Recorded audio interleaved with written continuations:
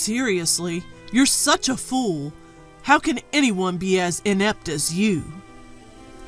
Fool, inept. How many times had such cruel words been hurled at me? I had vowed my eternal love to him, truly believing that we could find happiness together. That was the idea, at least, when we got married. But when I came to my senses, the so-called love had vanished somewhere. My husband's domineering attitude escalated day by day, to the point where even the care of my mother-in-law was forced upon me. Physically and emotionally, I was on the brink. If things kept going this way, I would lose my sanity. However, God did not abandon me.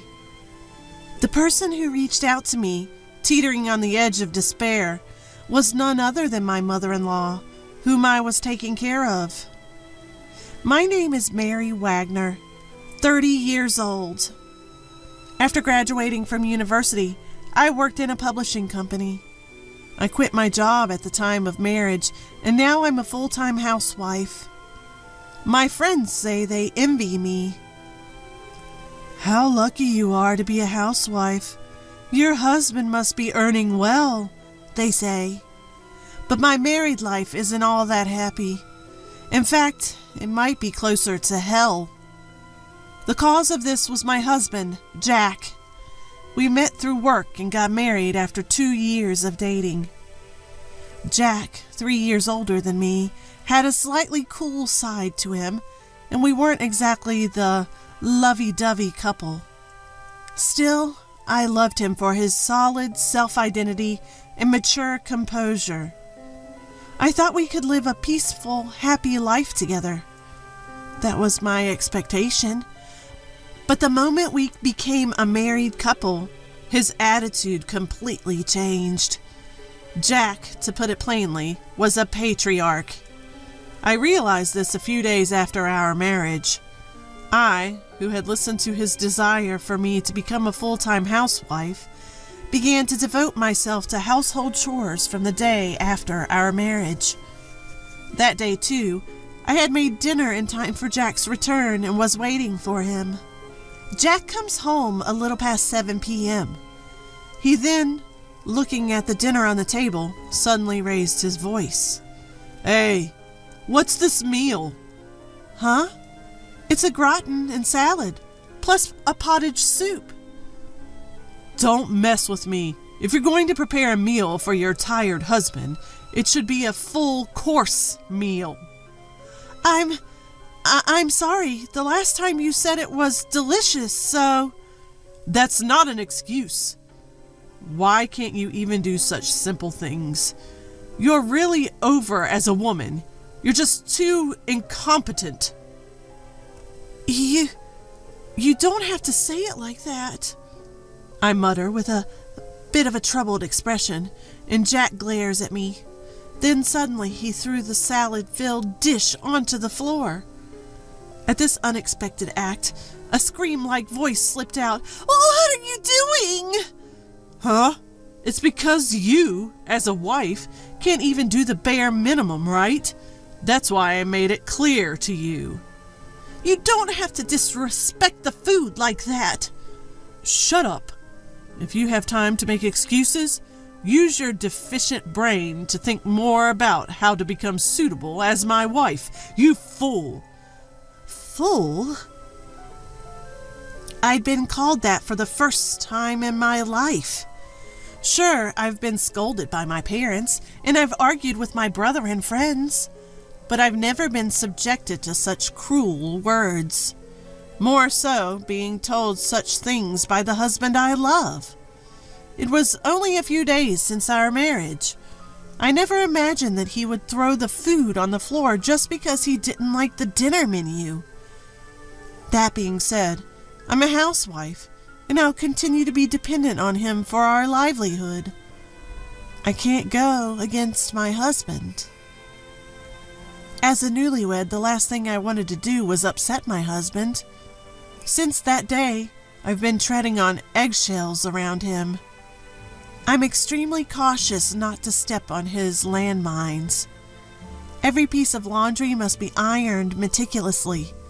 The loaded potato soup should be simple, and the seasoning of the side dishes should be well seasoned. Cleaning, even a single strand of hair on the floor, is not allowed. Living under such pressure, my nerves gradually wore thin. But without regard to me, his patriarchal dominance continued to escalate. Hey, this shirt has a crease left in the sleeve. Don't you have eyes? I'm sorry. I'll iron it right away. I'm leaving for work now, you know? You're always so slow. I'll do it right away. You won't have time for that. Damn, you're so annoying first thing in the morning. How much more do you need to upset me to be satisfied, you incompetent woman? I'm sorry. Really sorry. Whenever I made a mistake, I immediately bowed my head in apology. This was also something ordered by my husband. Depending on the severity of the mistake, the level of my apology changes. This time, I was forgiven just by bowing. But when it's really bad, I have to kneel down in apology. When my mistakes continue, he sometimes even pointedly presents me with a filled-out divorce document. It's scary how you get used to things, and if you keep living like this for a year, you start to feel like you're absolutely worthless. But I can't divorce him, not in my current jobless state. I can't tell my parents, who were so happy for our marriage, that I got divorced, especially not in such a short time span.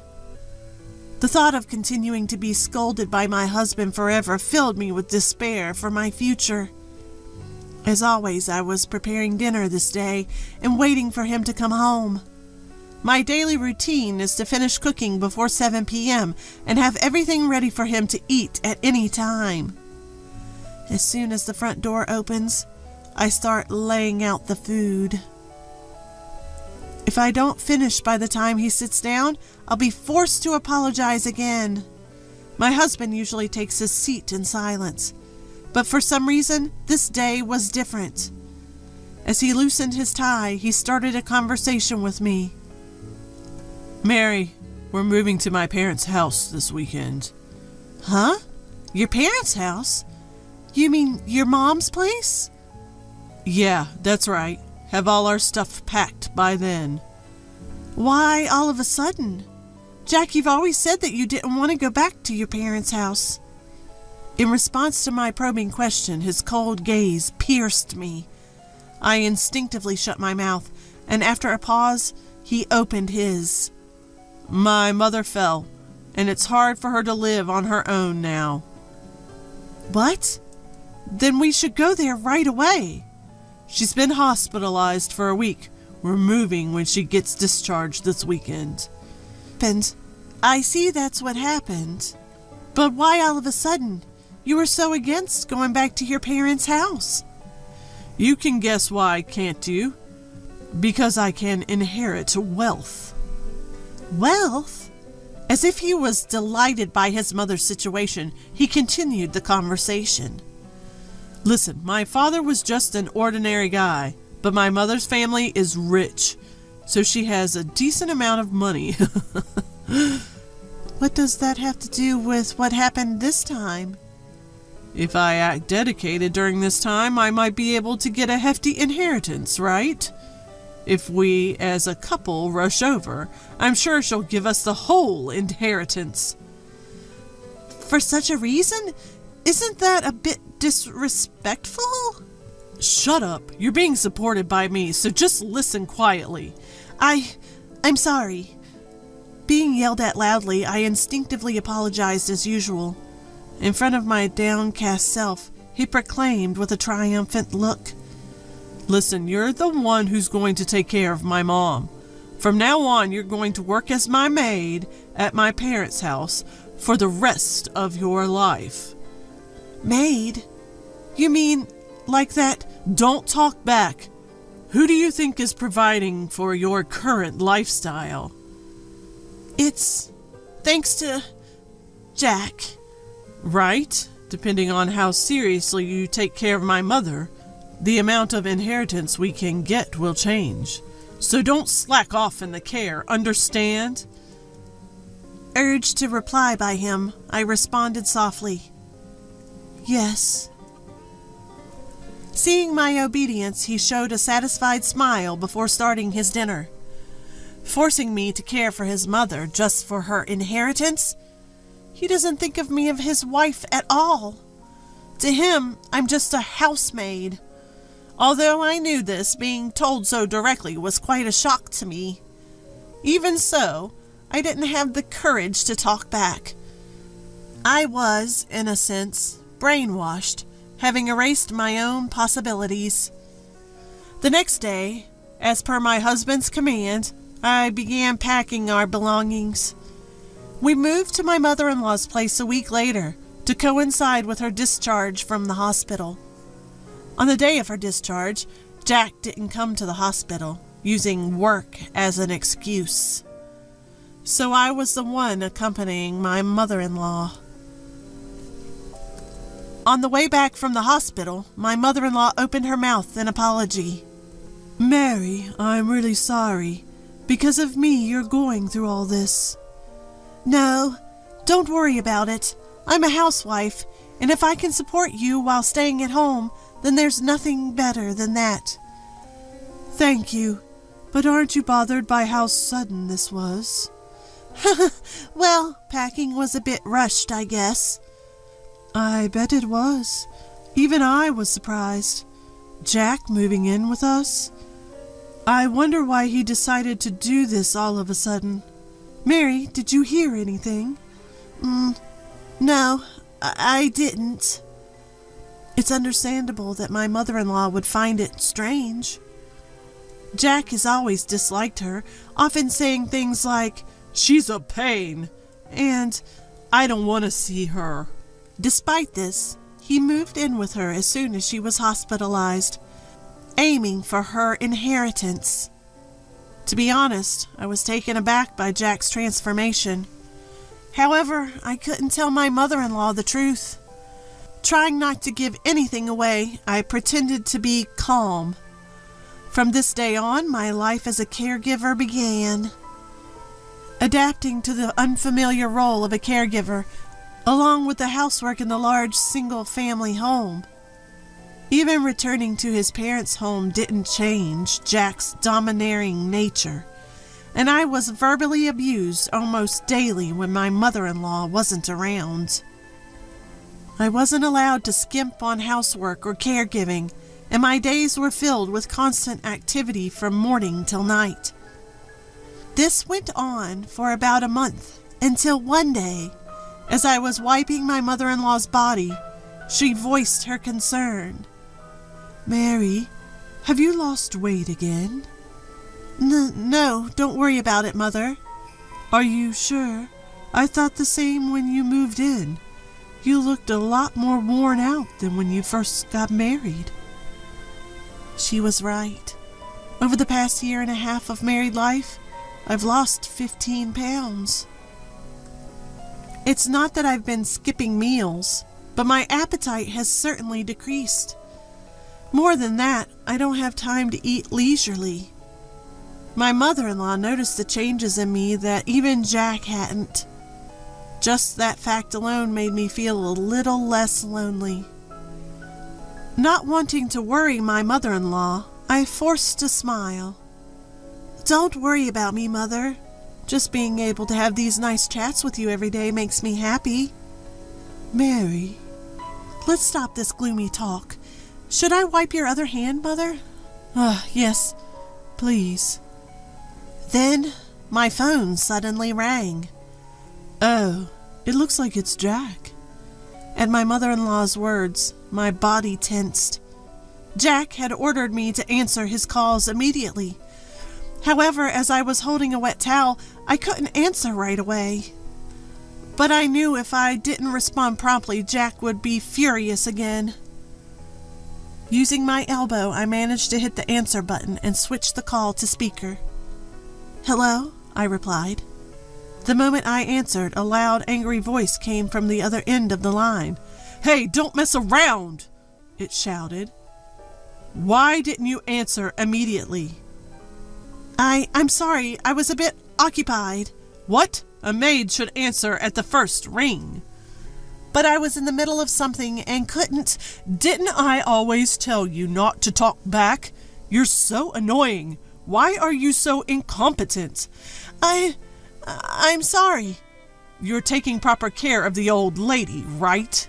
The amount of inheritance depends on how well you do your job. Do you get that? Being berated in front of my mother-in-law brought a rush of shame. He repeatedly insulted me, calling me incompetent and annoying, and then abruptly hung up the phone. After Jack's call ended, a heavy silence filled the room. It was broken by none other than my mother-in-law. Mary, that was Jack, right? Does he always talk to you like that? Yes, but it's my fault. I am incompetent. What are you saying? You're such a kind and good girl. Mom. I can't overlook this, Mary. It's time to get back at him. Huh? My mother-in-law then suggested a plan. Following her instructions, I threw all of Jack's belongings into the yard and locked the front door. Together we waited for Jack to come home. A few hours later, we could hear rattling noises from the entrance. It must have been Jack, but of course the locked door wouldn't open. Despite the intercom ringing, I ignored it just as my mother-in-law had instructed. Finally, my phone started ringing. It was Jack. I switched the call to speaker and answered. Hello? He started off shouting immediately. Hey, don't mess around. Open the front door right now. I can't do that. What? What are you saying? This is at the order of your mother. What? Unable to comprehend, he repeatedly shouted, Don't mess around, and open it now. To him, my mother-in-law let out a cold voice. The one messing around is you, you fool. Mom? I always knew you were cold, but I never thought you'd treat your wife like this. No, that's not. I knew something was off when you suddenly moved in. To use your wife and rely on inheritance. How can you live such a shameful life? No, that's not true. What's not true? I have no intention of leaving you any inheritance. If you understand, get lost. This is my house. You will never be allowed back in. Flustered by my mother-in-law's words, Jack began pounding on the door. Through the phone, I could hear him begging, Please, do something. I have an ally, my mother-in-law. I won't be brainwashed any longer. With resolution, I said firmly to Jack on the phone, I want a divorce. I can't go on with you anymore. What? What are you saying? Shut up. I'm done being married to a man like you. I don't waste my life anymore. I won't give up on my own life.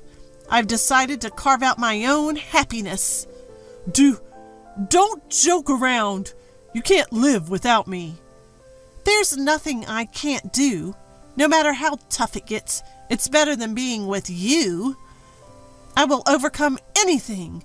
I will no longer need you in my life. I refuse to have a trash like you. I abruptly hung up the phone and blocked his contact. His yelling could be heard from outside, but it eventually changed to cries of despair. My mother-in-law reported this to the police. For his nuisance behavior, he was taken away by officers. I used the divorce papers he had given me before to formally divorce him. On top of that, I sued him for compensation through a lawyer for mental and physical distress. With the witness of my mother-in-law, the proceedings went smoothly. After paying the lump sum compensation to me, Jack's savings were exhausted. In addition, he lost his position at his company after they found out about his police records, and he was reduced to an ordinary employee. Naturally, my mother-in-law refused to pass down her inheritance to Jack. After a discussion with a lawyer, in accordance with my mother-in-law's wish to leave everything to me, it was decided that she would transfer me about $1 million per year. I continue to care for my mother-in-law at her house. It's about the only thing I can do for her now. Mary, I'm so sorry for always troubling you. Even after divorcing Jack, you're still taking care of me. Why are you saying that, Mom? I should be the one thanking you. Really, I'm so fortunate to have a daughter like you. Same here. Let's keep supporting each other, okay? My life with my mother-in-law is filled with more smiles than I could have imagined. I'll do my best to do what I can for her until the end of her life.